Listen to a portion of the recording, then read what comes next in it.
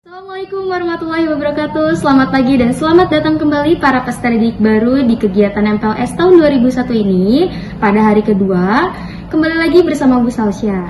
Kita langsung saja masuk ke rangkaian acara selanjutnya, yaitu akan ada materi pertama yang dibawakan oleh Bu Yuliana mengenai wawasan Wiyata Mandala.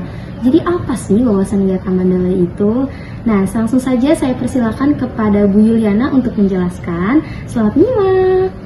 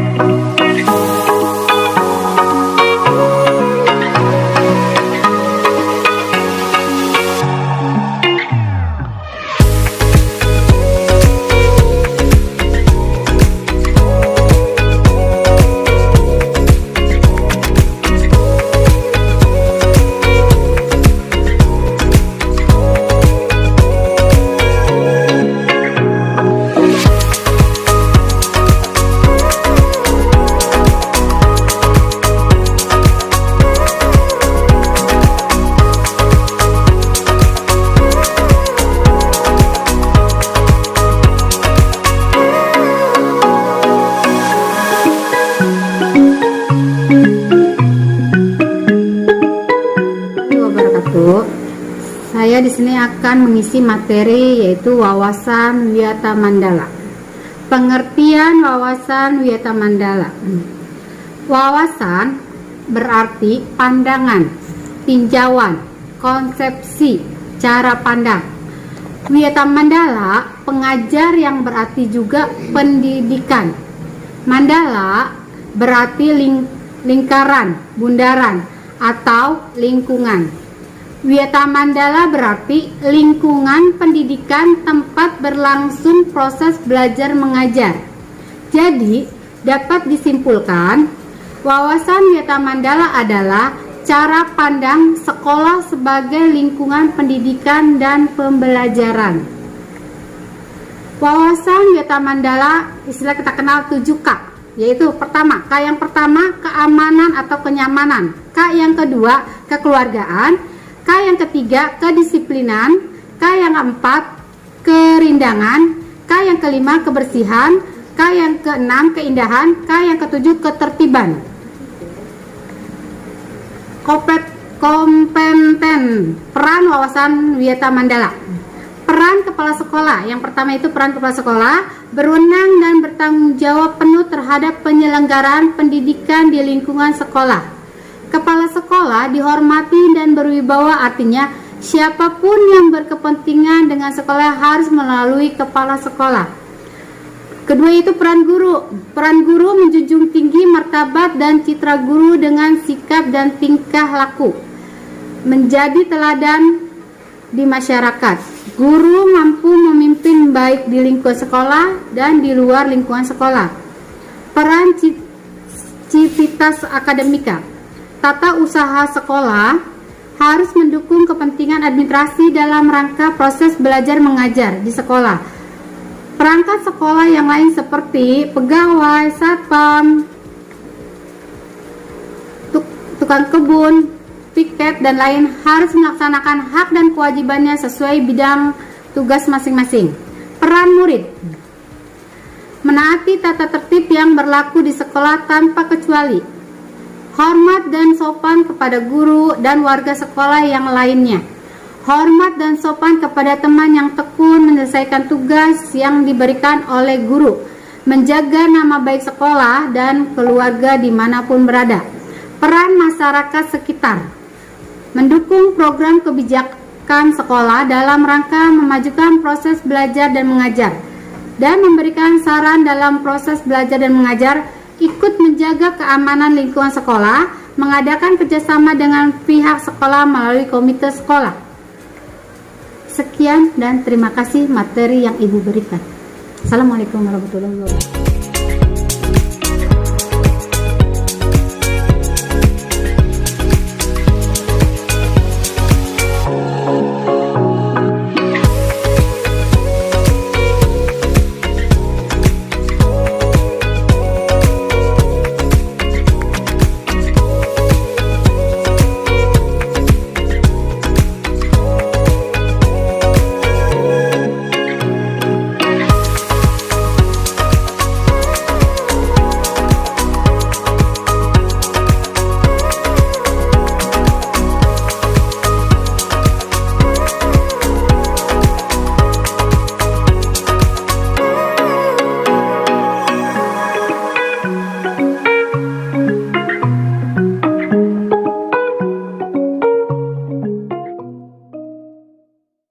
dia materi pertama mengenai wawasan Wiyata Mandala.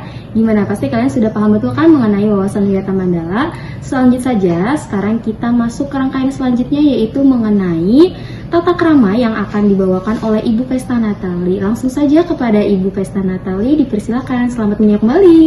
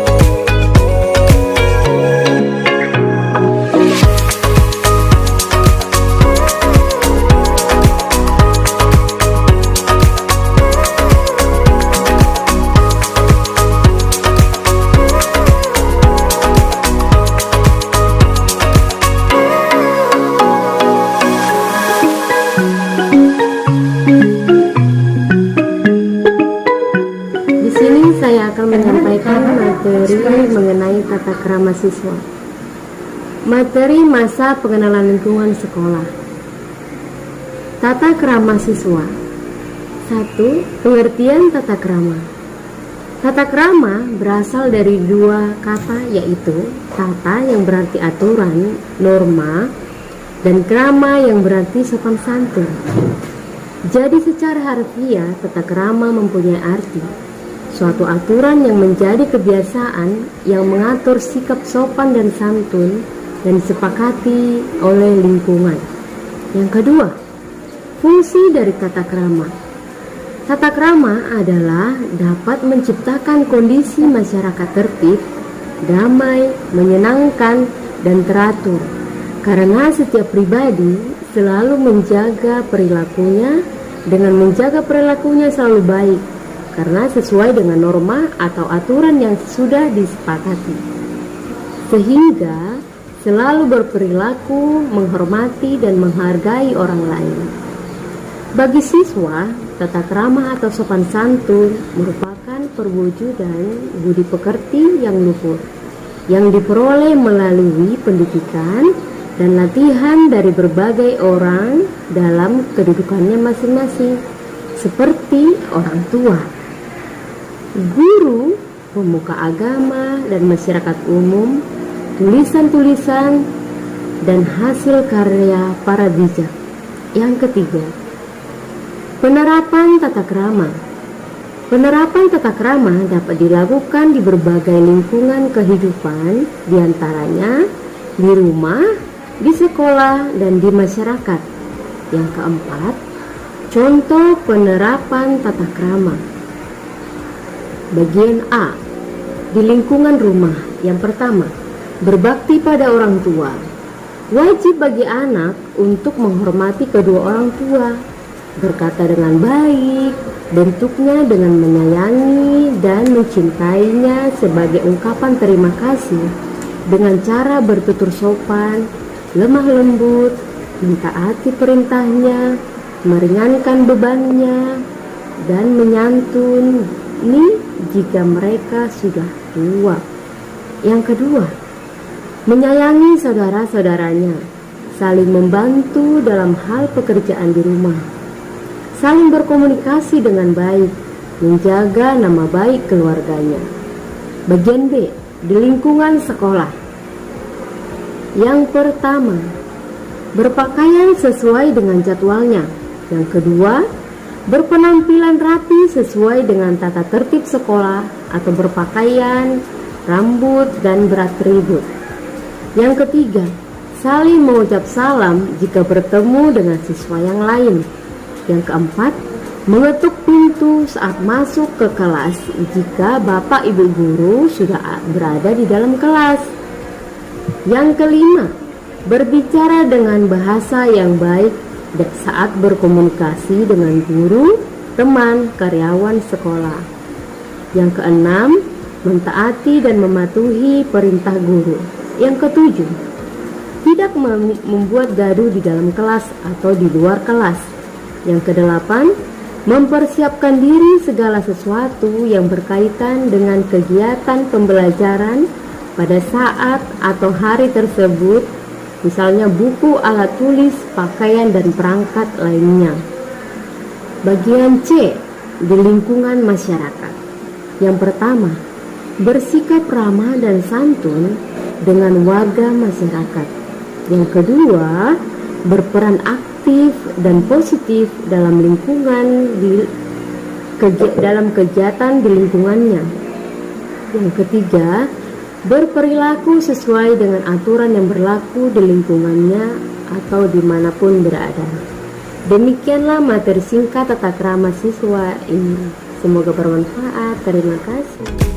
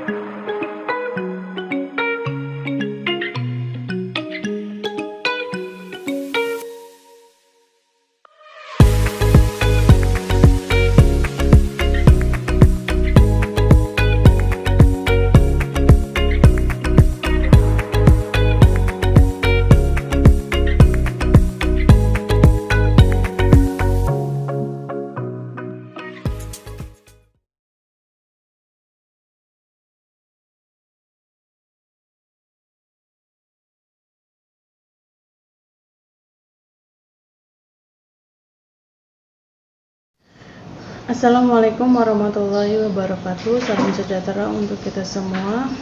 Hari ini kita akan membahas materi tentang bullying. Apa sih bullying itu? Bullying adalah perbuatan yang tidak baik yang dilakukan oleh seseorang kepada orang lain. Perbuatan yang tidak baik itu bisa secara fisik maupun secara verbal.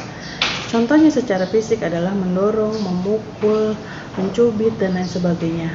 Contoh dari bullying secara verbal yaitu mencaci, mengejek teman, dan mengucapkan kata-kata yang kasar.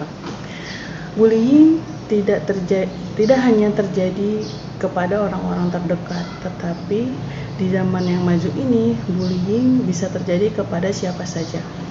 Apalagi pada zaman ini sosial media sangat maju, jadi gampang sekali orang untuk berkomentar kasar di sosial media.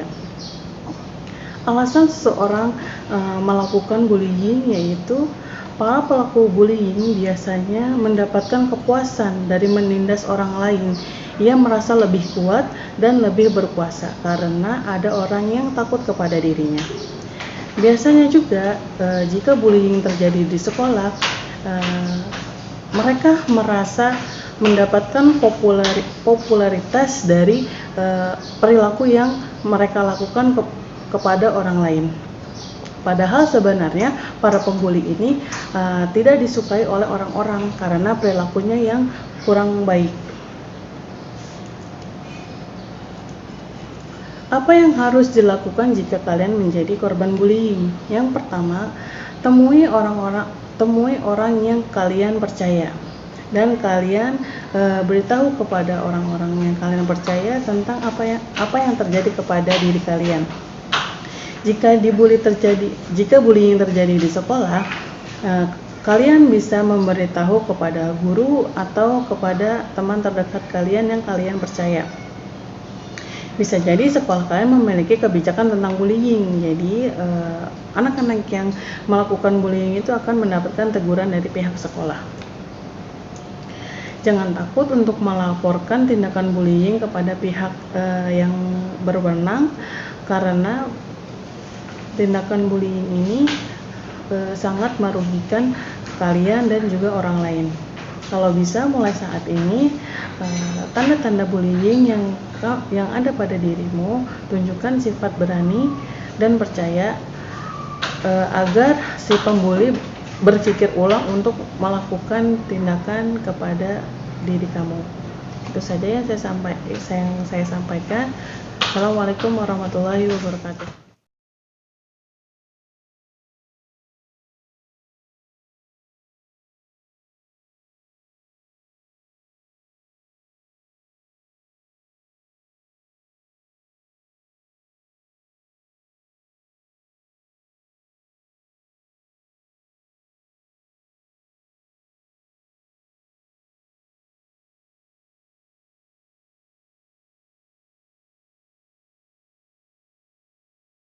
Materi kedua juga telah usai, yang menandakan berarti kegiatan MPLS pada hari kedua ini juga telah berakhir.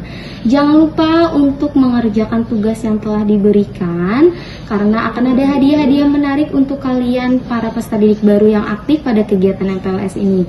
Oke, mungkin cukup sekian dari saya, kurang lebihnya mohon maaf, dan jaga kesehatan dan tetap stay at home, dan jika kalian perlu keluar rumah tetap laksanakan prokes dengan ketat. Wassalamualaikum warahmatullahi wabarakatuh. See you tomorrow.